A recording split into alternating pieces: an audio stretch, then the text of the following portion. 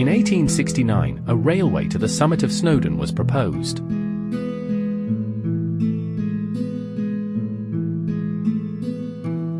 Snowdon Mountain Railway was constructed between December 1894 and February 1896, at a total cost of £63,800, equivalent to more than £10 million in 2023.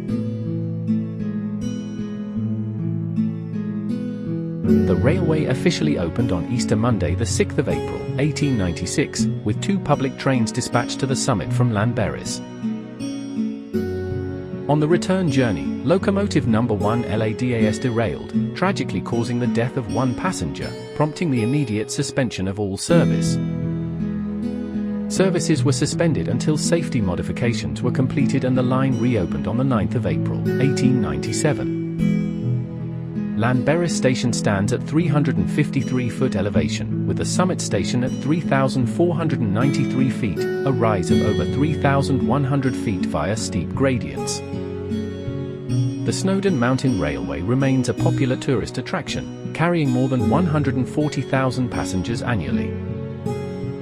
There are several car parks at Llanberis. Arrive early so you don't miss your train, or just park up to enjoy the railway's gift shop and cafe.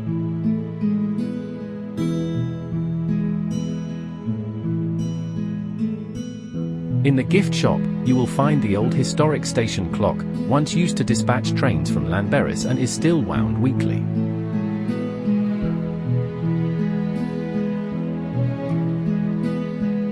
The gift shop is in the original 1896 booking hall, with Victorian fittings preserved. It sells railway-themed souvenirs, local Welsh crafts, clothing, Celtic jewellery, and even locally produced ales and spirits.